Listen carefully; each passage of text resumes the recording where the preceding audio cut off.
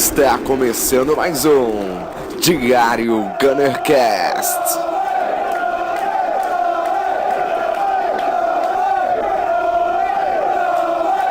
Olá pessoal, sejam bem-vindos a mais um Diário Gunnercast. Hoje eu vou conversar com Gerson Barbosa e Felipe Proença sobre a derrota do Arsenal contra o Watford. Mais uma derrota fora de casa para conta do Arsenal, infelizmente. Essa vai mais uma para conta, então a gente segue ainda sem ganhar fora de casa na Premier League.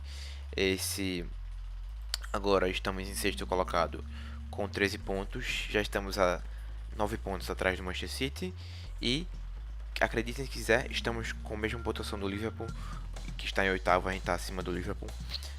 A gente está com a mesma pontuação do Chelsea também, que é o quinto colocado no momento, mas o Watford, que é quarto, a gente poderia estar ocupando essa quarta posição neste momento, mas não foi o que aconteceu, né? A gente perdeu algumas decisões, no caso do pênalti, duvidosas em relação ao árbitro, mas eu acho também que o time deixou muito a desejar em campo, o treinador fez algumas substituições erradas e em geral é isso. Espero que gostem dessa conversa, ficou uma conversa bem curtinha, mas ao mesmo tempo boa também. Eu, Igor Fonseca, conversei com Gerson Barbosa e Felipe Proença para mais um Diário Gunnercast. Sejam bem-vindos e aproveitem.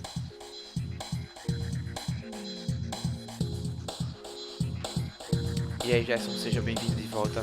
Vamos aí analisar essa derrota de novo. Opa, boa noite, Diego, boa noite, Felipe. Aí, vamos mais uma vez falar de derrota, né, bicho? Infelizmente, voltando da data FIFA e analisando mais uma derrota, né, Felipe? Pois é, mais uma derrota fora de casa pra conta. Agora são exatamente 4 derrotas fora de casa, se não me engano. Checando aqui de Coca. A gente perdeu contra o Liverpool, a gente perdeu contra o Stoke. Não, só até a terceira derrota fora de casa. Dos 4 jogos da gente, a gente conseguiu um ponto fora de casa dos possíveis 12, É, que foi justamente a contra gente o não Chelsea. conseguiu, a gente não conseguiu vencer fora de casa e o Watford de quebra conseguiu vencer a primeira dentro de casa. Exato. Pois é, então a tarde bem frustrante, noite na Inglaterra lá foi. Assim, é, no geral, eu acho que a gente pode começar falando de uma coisa que influenciou bastante o jogo, que foi o pênalti. Mas como é que vocês viram o pênalti, Gerson? Bom, não existiu, para começo de história. Mas eu também não acho que foi uma simulação muito cara de pau. Eu acho que, assim, não foi pênalti, mas eu acho que ele também não tem, sabe, não foi algo tão gritante assim. Uhum. Acho que um árbitro mal posicionado, qualquer árbitro mal posicionado poderia ter marcado esse pênalti. É.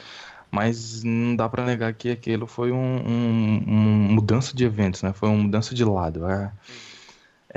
Depois do pênalti a gente simplesmente não conseguiu jogar. A gente estava conseguindo criar algumas chances, mas depois a gente, não sei, não conseguiu mais jogar. O Watford jogou sozinho, basicamente. Não 100%, mas 80% do tempo depois do pênalti só deu o Watford. Então a gente meio que pediu para os caras virarem o jogo depois de sofrer um empate. É foda. Foi no primeiro tempo a gente. Eu achei que a gente foi bem pra caramba no primeiro tempo. A gente jogou, criou chances, mas a gente ao mesmo tempo também deu espaço pro Watford tocar. Acho que Richarlison foi o jogo todo um perigo ali pela esquerda, é, jogando em cima de Bellerin e Koscielny. É, Mertesacker no meio da zaga, não sei se ele foi tão bem assim. Ele não deu tanto problema, mas eu não achei ele tão sensacional assim. Como é que tu viu em relação ao lance do pênalti, Felipe? Então, estou até aqui revendo o lance para ter certeza do que eu vou falar. Não acho que foi pênalti. Não acho que o Richarlison simulou, ao menos descaradamente. Até por isso concordo com a federação de não punir ele. E como o Gerson falou, a questão de posicionamento do árbitro favorecer, realmente. Eu vi aqui no lance que o árbitro está um pouco atrás da jogada, está um pouco atrás e dependendo, acho que do ângulo que ele está, a sensação, como é muito rápido o lance, ele pode ter tido a impressão que o Bellerin tocou o Richarlison antes da bola, né? Uhum. E por isso marcou o pênalti. Então eu não crucifico a arbitragem pela marcação do pênalti, embora não tenha sido.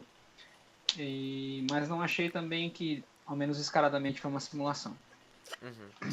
Eu tô colocando aqui o jogo pra ver de novo enquanto a gente vai conversando, porque eu tava comentando com vocês antes de conversar, de começar a gravar, que a entrada de Ozil, pra mim não foi uma atitude errada, até porque a gente tinha ou ele no banco ou o Alcott, a gente não tinha Alexis Sanchez machucado, segundo o que dizem aí, e Ramsey também não estava disponível para o jogo.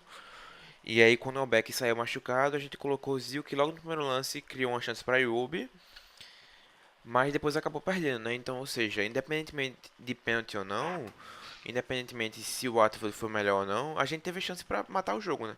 A gente teve chance para matar o jogo e não matou. E aí quando a gente não mata o jogo, o Watford, que começou a jogar melhor no segundo tempo, ia ter naturalmente chance de empatar pelo menos, né? E aí veio através do pênalti, né, Gerson? Isso. É como a gente estava falando antes de começar a gravação.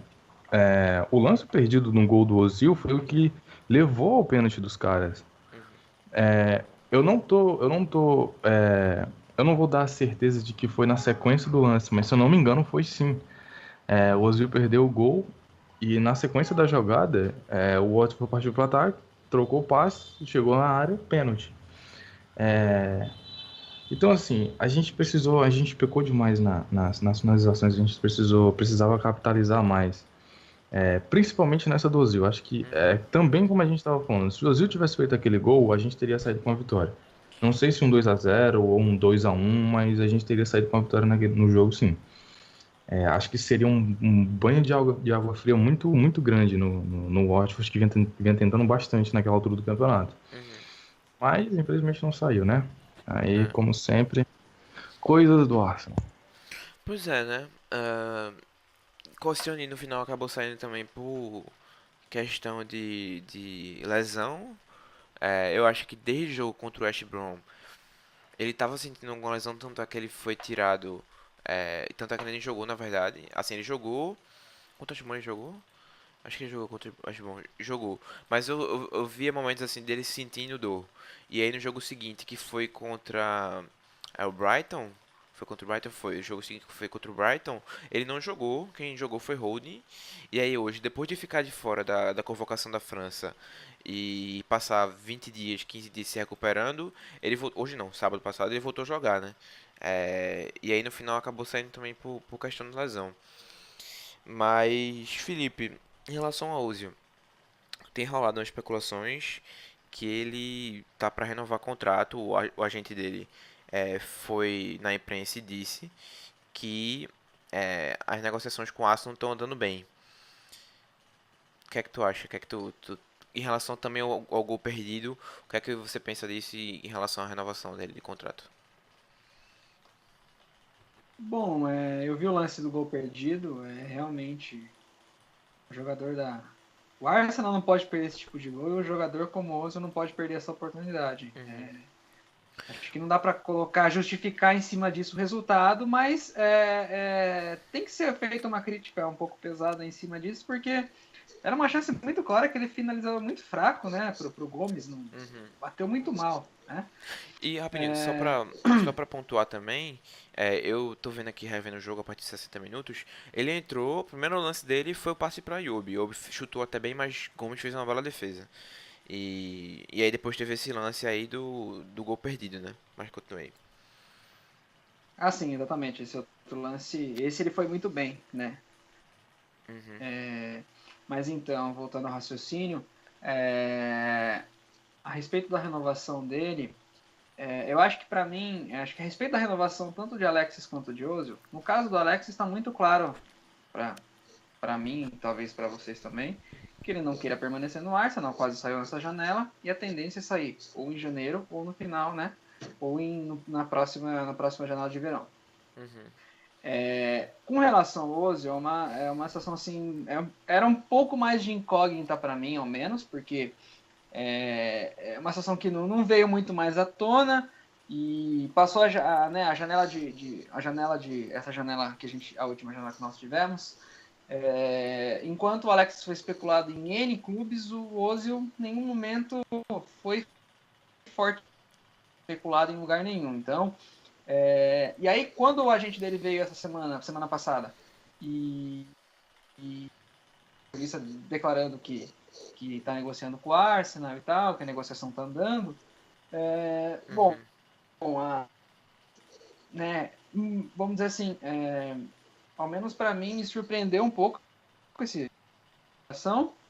E aí, eu acho que somado ao fato de que parece que não tem nenhum outro time interessado para valer, né, vamos dizer assim, no Ozil, a sensação que dá é que por mais que ele não esteja jogando tão bem e tal, parece que ele quer ficar, cara. Parece que, não sei se ele gosta da cidade, até mesmo por mais que o Arsenal não seja nenhuma potência e não consiga demonstrar competir aí de igual para igual com times maiores, não sei se ele pensa na questão de sair para outro clube e perder um pouco o espaço, diferente do Arsenal, onde ele é rei, vamos dizer assim. Então, assim, resumindo, a sensação que eu fiquei é que ele quer permanecer mesmo e que diferente do Alexis. Agora eu tô chegando aqui, foi até uma bola, a bola do lance perdido foi uma bola que a gente tava defendendo o Watford, Kolasinac recuperou bem a bola, deu um passe sensacional pro Iwobi que, por sinal, fez uma partida excelente no meu ponto de vista, até o momento em que o Arsenal começou a jogar mal, até porque nada que Iwobi possa fazer demais, e fez ele deu um passe também muito bem pra Ozil e o Ozil acabou perdendo. E aí na sequência o Watford toca a bola, literalmente no lance seguinte, literalmente no lance seguinte, tipo, 70 e 10 segundos foi quando o Bellerin derrubou Richarlison, e aos 69 e meio foi quando o Ozil perdeu o gol. Mas enfim, eu acho também que a gente não tem muita coisa de reclamar, não só além do pênalti, mas acho que a gente não tem muita coisa a reclamar porque a gente não jogou bem. E jogando um pouco pra tu, Gerson, a gente mencionava antes de começar que mesmo depois da derrota do Liverpool, mesmo a gente não tendo perdido essa primeira derrota, desde a derrota contra o Liverpool, pelo menos eu não achei que a gente inspirou muito, a gente jogou bem em alguma partida em particular, tirando contra o Chelsea, que a gente fez muita coisa pra, digamos assim, tirar essa ressaca do jogo contra o Liverpool. Então, como a gente pontuou no começo, que a gente ainda não conseguiu vencer fora de casa, né? Nosso ponto forte nesse começo de campeonato tem sido os jogos dentro de casa. Sim, fora de casa a gente ainda não conseguiu ganhar, dentro de casa a gente não conseguiu perder. Só que, assim, pro caso do Arsenal, a gente não pode ficar só pensando nos jogos dentro de casa. Não é time intermediário ou time que tá brigando contra o rebaixamento, entendeu? Então, assim, a gente precisa mudar a postura, muita coisa a gente precisa mudar fora de casa.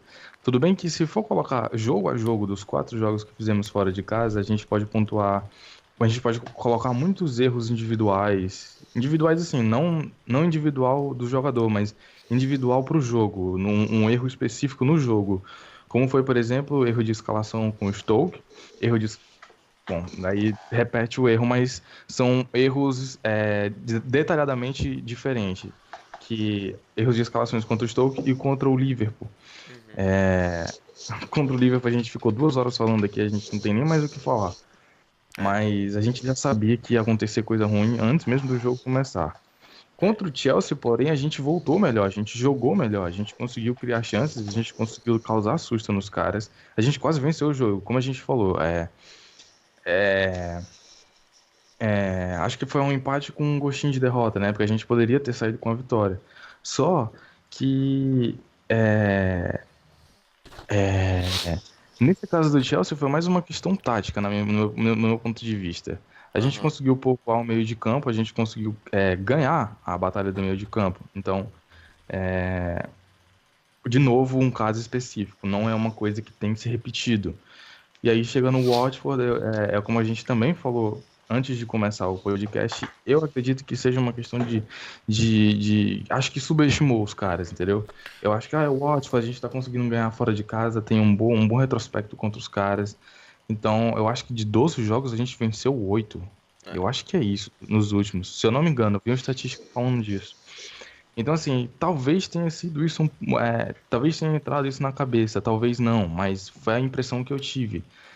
Durante o jogo, tava perdendo chances, mas a gente tá ganhando, meteu o gol no primeiro tempo, os caras estão tentando, não estão conseguindo, eles não vão fazer o gol, veio o pênalti, fizeram o gol, empataram. E aí começaram a dominar o jogo, e aí de novo, até eu, no final do jogo, até eu não esperava que os caras fossem fazer o gol, mas fizeram. É. Então, de novo, eu acho que foram mais erros específicos, entendeu? Em cada jogo. Precisa ser mudado. Se o erro de escalação já foi mudando aos poucos, tanto que no Chelsea a gente conseguiu jogar melhor, no Watford entrou um aspecto mais psicológico, na minha opinião. Então, tá tudo errado, cara. Tá É. tudo errado. Eu acho. Ah, Não, o que é pra melhorar, melhora. Quando melhora, outras coisas pioram. Parece até conserto de serve de videogame. É complicado. é, eu vou. Eu tava vendo as estatísticas aqui do jogo e eu vou jogar pra tu, Felipe. A gente ao final do primeiro tempo a gente teve 5 chutes no gol contra 5 chutes contra 2 do Watford. A gente teve 55% de posse de bola contra 45 do Watford. E a gente criou 5 chances contra 2 do Watford. E aí no segundo tempo a gente teve 9 chutes, no caso no jogo total a gente fez mais 4 chutes. O Watford teve 9 chutes no segundo tempo. E o Watford, que tinha 2 chances no primeiro tempo, criou 6, enquanto a gente criou apenas 3. Ou seja, o Watford criou o dobro de chances, deu mais que o dobro de chutes que a gente no segundo tempo. E aí você não pode esperar mais nada do que uma derrota, né, Felipe? Exatamente. Do ponto de vista de mais uma derrota fora de casa, é aquilo.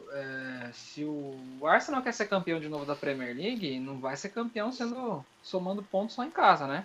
Qualquer campeonato de pontos corridos que você entrar, você não ganha. Você não ganha o campeonato ganhando só jogos em casa. Você tem que buscar pontos fora. E é preocupante, porque É não me campanha de lembro de Stoke, alguma né? temporada.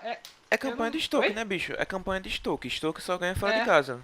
Só ganha em casa, na verdade. Eu não me lembro de algum começo de temporada tão ruim assim do Arsenal, recentemente, em que em todos os jogos fora de casa, né? Então, de 4 jogos, o Arsenal perdeu 3 e empatou 1, foi só Chelsea, correto?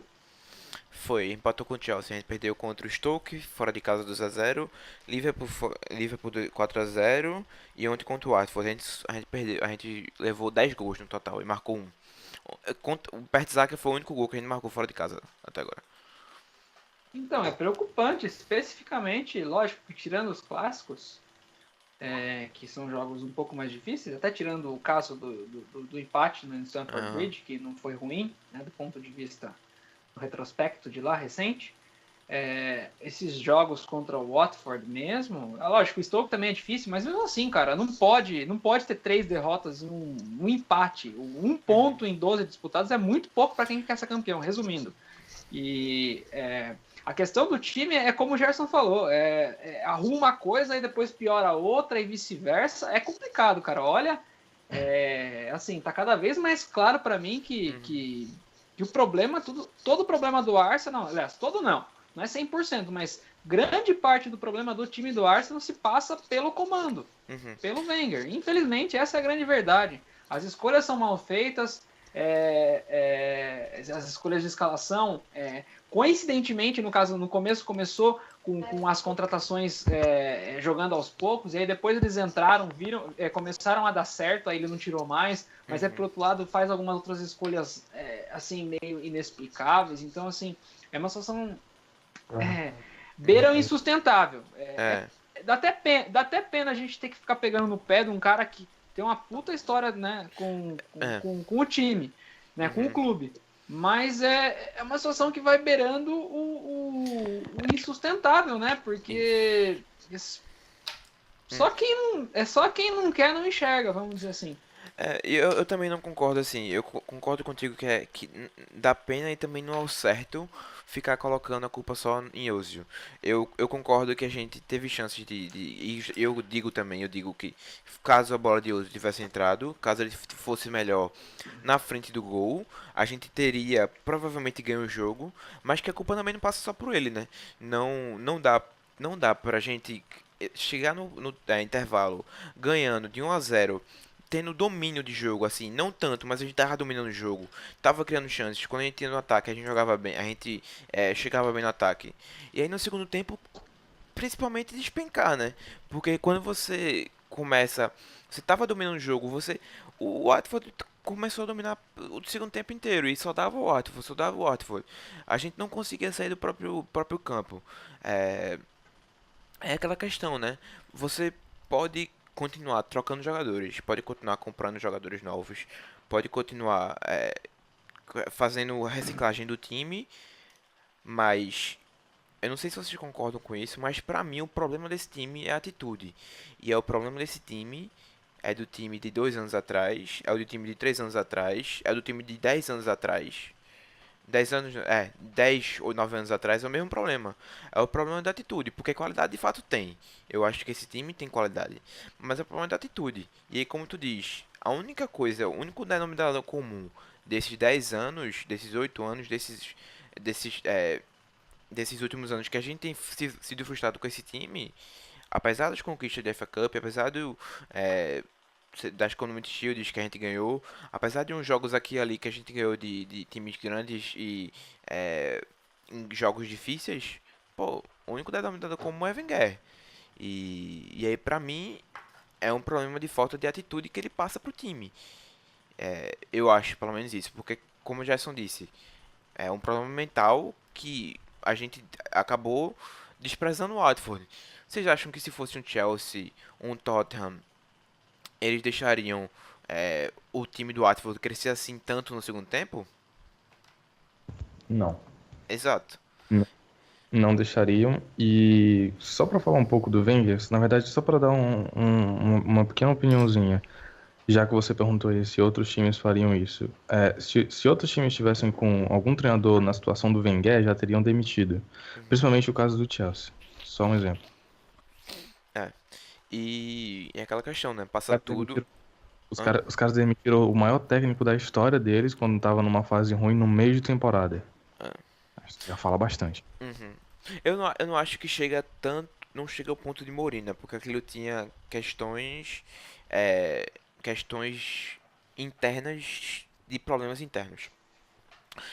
Briga com jogadores, etc. Não acho que chega a esse ponto, até porque Wenger é um cara passivo demais pra brigar com alguém. Mas, bicho, o que o time fez no segundo tempo pra mim foi ridículo. E esse time vai ter sorte de chegar na Champions League, é, chegar em quarto lugar esse ano, pra ir pra playoff da Champions League, pelo menos na minha visão. E eu Ah, acho que. perfeito. Não, perfeito, também tô de acordo com isso. Vai dar sorte, se conseguir pegar o quarto lugar, vai dar sorte. Vai suar pra pegar o quinto, bicho. Sim, a gente tá em sexto agora. E não sei nem como é que a gente tá em sexto. Provavelmente porque o O Chelsea Liverpool perdeu não vai também, né? subir. Oi? Pois é. Pois é, tem o Chelsea também que perdeu, mas o Chelsea já tava na nossa frente. Eu acho que o Liverpool vai começar a crescer no meio do campeonato, porque diferente da gente, eles têm um treinador que tá disposto a fazer mudança para melhorar. Uhum. Então, Tem o eu acho que a gente Coutinho. vai ter que suar muito para chegar em quinto. Coutinho ficou, né? Também é um grande Pois é. positivo pro Liverpool. É, exato. E aí é aquela questão, né, bicho?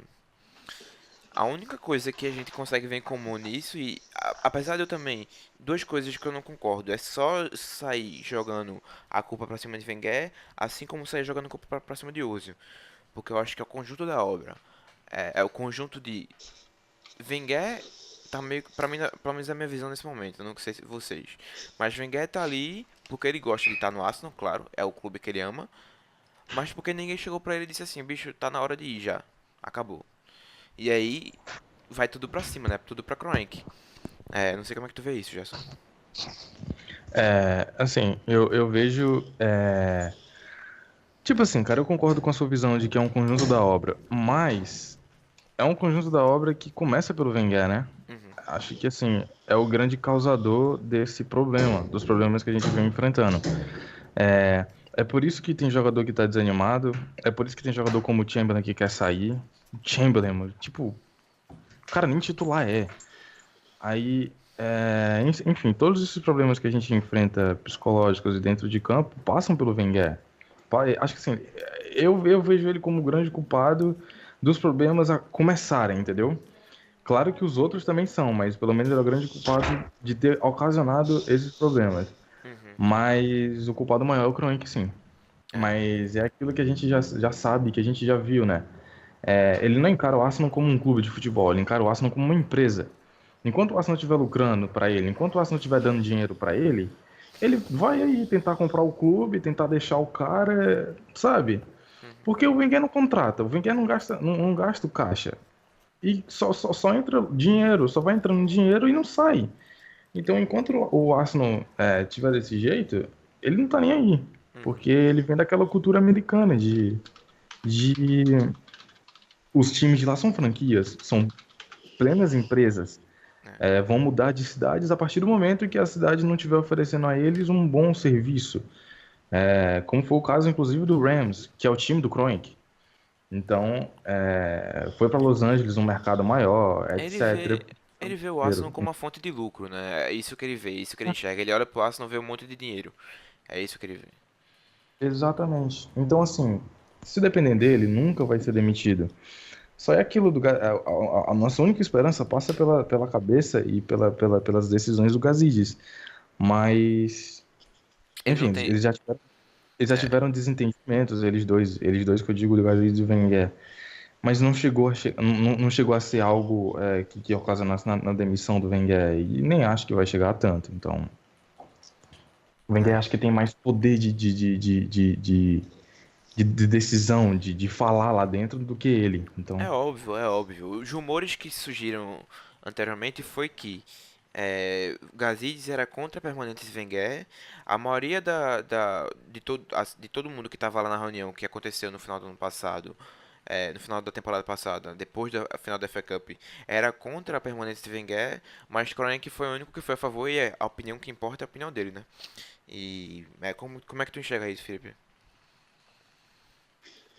Eu acho que vocês explanaram bem a situação. Realmente, do ponto de vista do Kroenke, ele só se importa com o lucro, então né, que o clube gera para ele. Então é muito cômodo permanecer. Ele manter o Wenger no comando, até porque boa parte da torcida, se não a maior parte, vamos dizer assim, se contenta, né? Não vai reclamar, mesmo ele não estando entregando resultados suficientes, vamos dizer assim. O pessoal não reclama porque é o cara, e aquilo, né? Aquilo que acho que a gente já discutiu antes, eu já li muito sobre isso. Talvez muita gente esteja descontente com o Wenger, mas não tem coragem de pegar e falar assim, pô, não dá mais, porque respeita muito ele. Então tem muito disso, né? É. E muito, muito, muito por conta de tudo que ele fez pelo Arsenal. Então é uma situação assim complicada. Eu acho que o Wenger não está lá, ele não está lá, ele não permaneceu lá e não quer não quer continuar lá porque ele é ruim, por isso, por aquilo. É óbvio que não. Eu acredito que ele ame o clube, eu acredito em tudo isso dele. Mas é aquele defeito de muitos seres humanos Não saber a hora que de parar. exatamente se perpetuar no poder. O cara se perpetuou de uma maneira que ele acha que ele vai conseguir entregar alguma coisa, mas infelizmente está cada vez mais nítido que não vai. Infelizmente. Ele acaba vivendo daí do quê? De lampejos. De a gente ganhar o Arsenal ganhar uma FA Cup, como ganhou em cima do Chelsea no final da temporada passada, e coisinhas assim. Infelizmente. Isso é muito pouco para um clube do tamanho do Arsenal. Então, assim, isso que ele não consegue enxergar, que ele não consegue mais entregar resultados à altura do Arsenal. E ele acha que ele vai conseguir, mas tá cada vez mais nítido que não. E aí é aquilo, não tem ninguém para chegar e falar assim, não dá mais. O Gazidis, infelizmente, mesmo sendo acima dele, estando acima dele na parte diretiva do clube, não tem autonomia suficiente. Então é uma situação assim extremamente complexa, né? Que a gente já conversou muitas vezes sobre isso. E há uns 15 dias atrás teve todo esse rumor aí sobre o Kroenke comprar a outra parte, que é a parte que os Manov tem do clube, os 30% dos Manov, aí os Manov veio com aquele comunicado e tudo mais. Então, assim, já ouvi falar que o Usmanov também não é as mil maravilhas. Mas acaba até deixando a gente esperançoso para que... e ele, né, na nota ele fala que ele até gostaria de comprar a parte do Kroenke, né? Que ele se preocupa com a questão do Arsenal, enfim. Pode até uma crítica, né? E ele Acho deu que é o também... estilo... Oi? Ele colocou também meio que uma entrelinha ali. Ele colocou que, digamos assim, se a oferta certa chegar, eu considero talvez vender, né? Ele colocou isso nas entrelinhas também. Você tá falando Os Manov. o Usmanov? Foi ele tanto se dispôs a comprar mais, quanto eu disse, mas se uma oferta certa chegar, eu talvez considere vender, enfim, nas entrelinhas. Não foi essas palavras que ele disse, mas nas entrelinhas Sim, dá pra ler isso. mas é muito mais aquilo pensando assim, que ele se preocupa, mas desde que, vamos dizer assim, A oferta eu lembro que certa. ele coloca, também Não, desde que, vamos dizer assim, os interesses do clube, os isso. interesses sejam semelhantes, enfim, né, nesse sentido. Que ele também não Não vai só. vender por vender, pelo menos é o que ele quis dizer, que ele quer dizer ali, né? Ele não vai vender para qualquer um, né? Ele quer entender quais são os interesses dessa pessoa e tudo mais, correto? Isso. E assim, não é só em relação ao dinheiro também, a oferta correta no caso da pessoa correta. Ou seja, e, Perfeito. e Kroenke e os Manov são conhecidos por ter uma rixa grande entre eles. Eles dois não se entendem, um odeia o outro, assim, basicamente essa história. Então, ele não vai. Vender pra Kroenke é meio que. É, perder a moral, né? Você é meio que, sei lá. Ele já não gosta de Kroenke, vai vender justamente pra Kroenke, enfim. É, Eu acho que pelo bem do Arsenal, isso é bom. é. Né? Mas em relação ao Wenger, é aquela velha frase, né, velho? Ou você morre vilão, ou você vive o suficientemente pra virar. Quer dizer, ou você morre herói, desculpe, ou você vive o suficientemente pra virar vilão, né? E. Enfim, aí é complicado. O que é que tu acha da situação toda já? Eu só acho que a gente tá chegando a um ponto final já. Eu acho que pra encerrar a gente pode finalizar com isso. Então, sobre essa situação toda da galera que tem as ações do clube, eu acho que é aquilo que eu já falei. O Kroenke não vai ceder. O Usmanov tinha uma boa. Eu posso estar enganado, mas se eu não me engano, alguns anos atrás ele tentou comprar as ações do Kroenke, pelo menos as ações que deixassem com que ele fosse alguém, majoritário, né? Porque ele tem interesse de vencer com o clube. Mas isso foi o que eu lembro de ter visto há anos atrás, por volta de 2012, 13, por aí. Mas essa questão dos donos, é como eu falei, o Kroenke vê o clube como uma empresa, ele não vai querer vender. E ainda bem que o Usmanov não tentou vender a parte dele, né? Como você falou, eles se odeiam, então não faria muito sentido por ele. Mas assim, eu não acho que isso vai mudar, entendeu? Eu acho que vai continuar desse jeito, com o Kroenke nessa merda, fazendo o que tá fazendo, na verdade não fazendo o que deve fazer, e de diversos aspectos do jogo. Então é muito complicado, mas eu acho que a gente vai continuar desse jeito, assim, nos próximos anos aí. É, infelizmente, né? Eu acho que a gente tem muito sofrimento ainda pra vivenciar com essa camisa. Enfim, então é isso, né, Gerson? Acho que a gente não tem muito mais o que falar, né? Além de lamentar e esperar os próximos jogos, né? A gente joga quinta-feira contra o Estrela Vermelha na Rússia e Você não. é, Sérvia. na Sérvia, isso. E depois, dia 22 de outubro, que é domingo às 9h30 da manhã, a gente pega o Everton fora de casa. O Everton não tá em boa fase, mas é sempre um jogo difícil de ser feito, né? Enfim. Valeu, Gerson, aí pela participação. Até uma próxima. Valeu, pessoal. Um abraço aí. Valeu também, Felipe. Tchau, até a próxima. Então é isso, vamos finalizando por aqui. Voltamos semana que vem, depois do jogo contra o Everton. Espero que dessa vez a gente consiga acabar com essa cena de perder jogos fora de casa. A gente consiga uma vitória, né? Porque é sempre bom. Ficamos por aqui. Você pode acompanhar no YouTube, no Twitter, no Facebook e no Stitcher. Até o próximo. Abraço.